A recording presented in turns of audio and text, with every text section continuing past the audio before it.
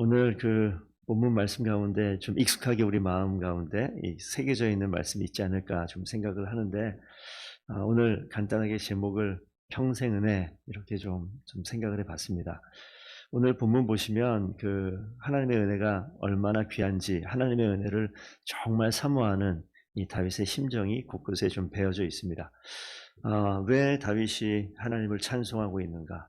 왜 하나님을 높일 수밖에 없는가? 우리가 자칫 하나님의 은혜에 대해서 깊이 채워진 것이 없으면 우리가 하나님 앞에 행하는 모든 것들이 일이 되어집니다. 그러니까 사실 우리가 채워진 은혜가 있지 않으면 우리가 하는 모든 일들이 나로 하여금 우리가 소위 탈진이라고 이야기하는, 그 육체가 피곤하면 몸이 움직이지 않듯이 이 마음 가운데 하나님의 영이 채워져 있어서 영적으로 강건하지 않으면 우리의 영도 탈진해 버리는 것이죠. 그래서 마음이 소위 신앙이 바닥을 친다 이렇게 표현하는데, 영혼에 이 탈진이 있게 되면 정말 아무것도 안 되는 일들이 벌어집니다.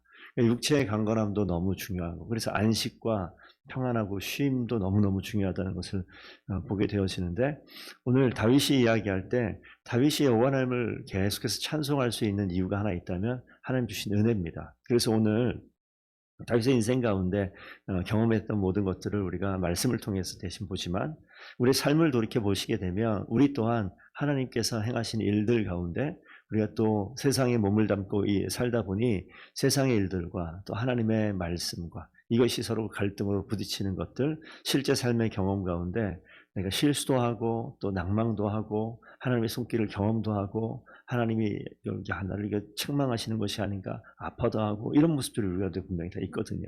근데 이 모든 내용들을 오늘 짧은 시에 많이 담겨져 있는 것 같습니다. 그 첫 번째 1절부터 시작하면 여호와여 내가 주를 높일 것은, 주님을 높인다. 뒤에 또 다른 표현, 주님을 찬송한다 이렇게 표현할 수 있는데, 주님을 높일 것은 뭐냐? 나를 끌어내사 원수의 기쁨이 되지 못하게 하셨습니다. 그냥 그 자리에 있게 되면 원수의 이 먹잇감이 되고 놀림거리가 될 수 있는 그 자리에서 하나님께서 끌어내셨어요. 그러니까 이것을 우리가 다른 말로 표현하면 주님께서 나에게 은혜 베푸셨다. 나에게 하나님께서 나를 그 어둠 가운데 어둠의 골짜기에서 건져내셨다. 끌어내셨다. 은혜를 베푸셨다. 여러 표현이지만 내가 경험하는 것은 동일한 것인데, 그렇기 때문에 하나님을 내가 높일 수 있다. 그러니까 이 하나님이 주신 은혜가 채워지는 것들이 넘쳐나는 것. 그래서 어쩔 수 없이 넘쳐난 거예요. 안에 있는 걸 억지로 끄집어내가지고 찾아낸 게 아니라 넘쳐나는 것. 그래서 하나님을 어떻게 하면 찬송할 수 있느냐? 기쁜 찬양을 하고 막 즐거워하면 찬송할 수 있느냐? 그거는 나의 애씀이고 노력이고요.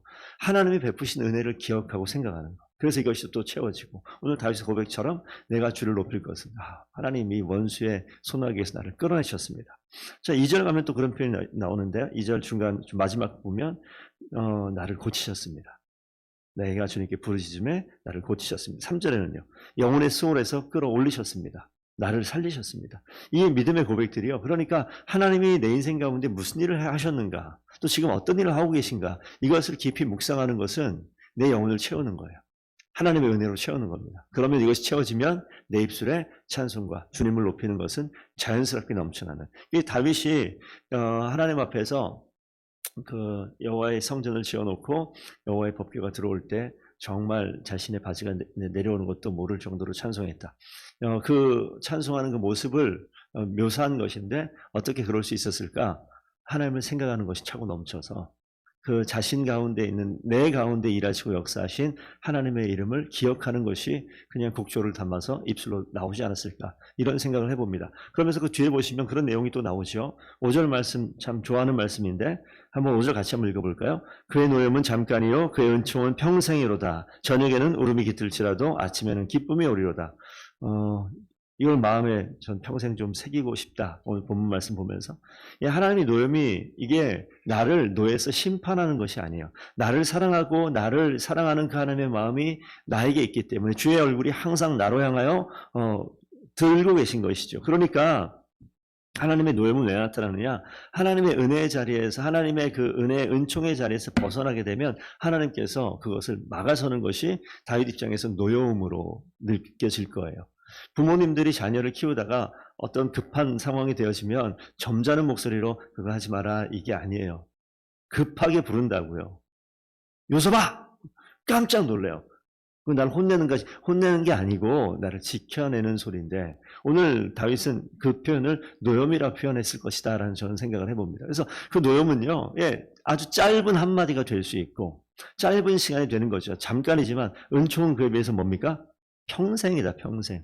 평생에 비하면 하나님의 나를 향한 왜 나를 외면하시는가? 잠깐이에요. 외면이 아니죠. 하나님께서 나를 정신 차리게 하고 하나님께서 은혜의 자리에 온전히 있게 하기 위한 하나님의 방법, 그것이 이 노염이다. 저는 분명히 그렇게 믿는데, 노염은 잠깐이고 은총은 평생이다. 그걸 어떻게 표현하느냐?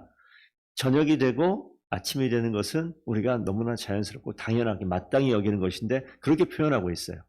저녁이 아침이 되듯이 울음이 아침이 되어지면 어떻게 바뀌느냐? 기쁨이 되는 거예요. 그러니까 노염이 은혜로 바뀌는 것은 너무나 당연한 것이고 하나님께서 그렇게 만들어 놓으신 거죠. 그 가운데 이 일들이 어떻게 가능하냐? 7절 보시게 되면 여호와의 주의 은혜로 나를 산같이 세우신다. 그러니까 하나님의 은혜 베푸시는 것은 내가 이 땅 가운데 하나님의 통치 아래에서 산같이 든든하게 서서 이 땅 가운데 살게 하심입니다.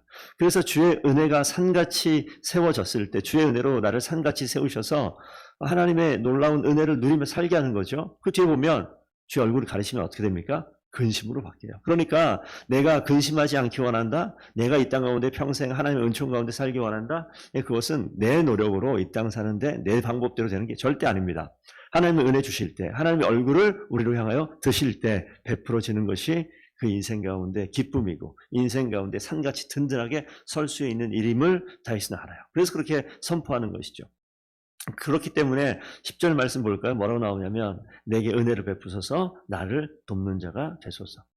그러니까 이 다윗은 이것이 우리 신앙의 모습이 되어야 될진데 항상 하나님을 찾지 아니하면 이 땅 살 수 없다는 것, 항상 하나님의 은혜가 아니면 이 땅 가운데 온전히 설 수 없다는 것을 너무나 강력하게 경험하고 살아갑니다. 그러니까 하나님과 친밀하고 하나님과 민감한 그러한 그리스도인으로의 삶이 우리 가운데 분명히 있어야 될 줄로 믿습니다. 그래서 이 시간에 이 자리에 기도하는 것은 하나님과의 친밀함의 표현이에요. 하나님과 친밀함의 표현입니다. 정말 한참 때 많은 청년들도 그렇고 저도 그렇고 우리 성도님 다 그렇겠지만 한참 때 막 사랑에 푹 빠져가지고 그 사람이 내 머릿속에 가슴속에 꽉 차 있을 때는 새벽 이른 시간도 벌떡벌떡 깰 수 있어요. 밤늦게도 밤을 샐 수도 있어요.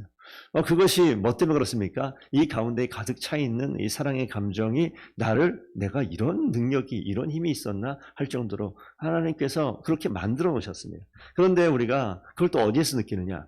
하나님과 친밀한 가운데 있게 되어지면 하나님 일하는 것이 일이 아니라니까요. 하나님께서 은혜 베풀어 주신 것이 넘쳐나면 그것이 찬송이 되고 그것이 하나님을 높이는 일이 되고 그것이 하나님께서 맡기신 소명에 반응하는 우리의 일하는 사명에 순종하는 일들이 되어지는 거죠. 그래서 계속해서 고백하지 않습니까? 그래서 여호와 하나님께서 항상 있어야 됨을 아는 다윗이기에 자, 우리 10절, 11절 말씀 보면서 좀 마무리하겠습니다. 여호와여 들으시고 내게 은혜를 베푸소서. 여호와여 나를 돕는 자가 되소서. 자, 11절 주께서 나의 슬픔이 변하여 내게 춤이 되게 하시며 나의 베옷을 벗기고 기쁨으로 띄우셨나이다. 하나님께서 개입하시면 슬픔이라는 것은 잠깐 있는 것이고 이것이 평생 춤으로 바뀔 수 있게 하시는 분이 하나님이십니다. 슬픔이 다시 표현하죠. 베옷을 벗기고 이 죽음의 자리를 기쁨의 자리로 바꾸는 거예요. 이것이 하나님의 능력의 손길 가운데 반드시 있습니다. 그렇기 때문에 우리가 하나님을 기억하면 무덤 죽음의 자리도 하나님께서 함께 하시면 그 무덤과 죽음의 자리가 하나님을 찬송하는 자리가 되고 하나님께서 행하신 진리를 선포하는 자리가 된다는 것. 그것을 꼭 기억하셨으면 좋겠습니다. 그래서 우리가 무엇을 할 것인가 라는 일들에 초점 맞추기 이전에 하나님의 은혜를 내 마음 가운데 내 인생 가운데 항상 찾고 채울 수 있는 저와 성도님 되기를 부탁드립니다. 그렇게 되면 하나님의 은혜가 내 안에서 터져나오고 넘쳐나는 것이 우리 그리스도인의 삶의 방식임을 우리가 꼭 기억했으면 좋겠습니다. 그렇게 될 때 우리의 인생 가운데 평생 주님 주시는 은혜가 흘러나와서 우리를 바라볼 때 왜 저 집사님, 왜 저 권사님은 항상 감사가 넘칠까? 찬송이 넘칠까? 그러니까 하나님을 고백하는 거예요. 나한테 역사하시는 하나님을 드러내는 것. 하나님을 자랑하는 듯 보이고 하나님 행하신 일들을 말하는 것처럼 보이지만 그게 하나님을 높이는 것이고 그게 하나님을 찬송하는 거예요.